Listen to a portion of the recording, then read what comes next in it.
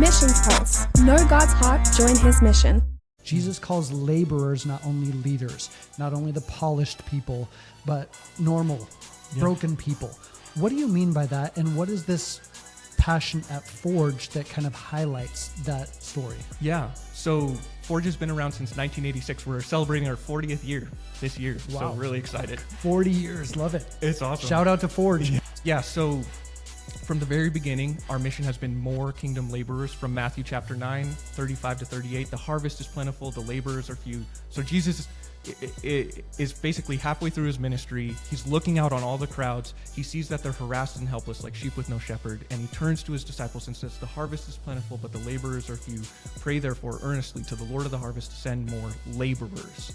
And then, that's the end of Matthew chapter 9. If you keep reading into Matthew chapter 10, he sends them out. And the message I think he was giving to the 12 disciples 2,000 years ago is pray for more laborers. And oh, by the way, that's you.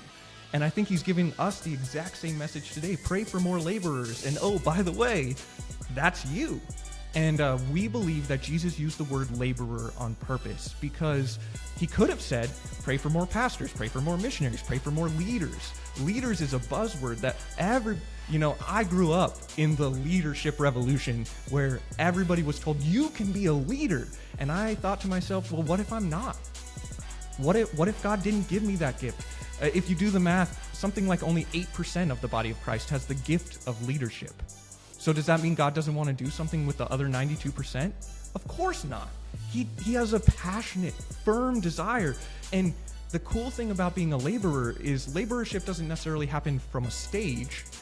Some laborers, like yourself or me, will stand on stages and proclaim the gospel to large numbers of people.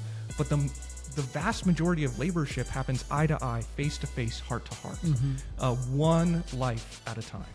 And that's what I'm passionate about and what we as a ministry are passionate about is seeing ordinary people equipped and encouraged to take that message of Jesus and put it into practice in their life and use it in their life for his purposes and in their ordinary life. Sometimes I'll share this message with people and people will respond to me halfway through the message and they'll say, I really like this idea that God can use ordinary people and I want to be one of those ordinary people, but I just, I don't have time or I don't have the money to go to a far off place. And I'm like, no, you've missed the message of laborership.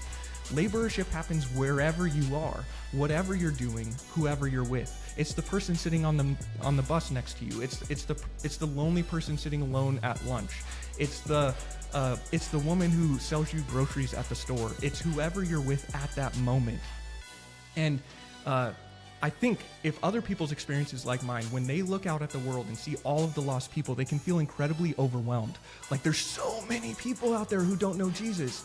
And I think if you're intentionally thinking in a missional or evangelistic sense, you can look at all of these people and you can think to yourself, there's just no way I can do anything. And then people get paralyzed in fear and they end up doing nothing. And my encouragement is always, well, why not just focus on the person who's right in front of you? Don't think about the billions of people who don't know Jesus necessarily, although I pray for them.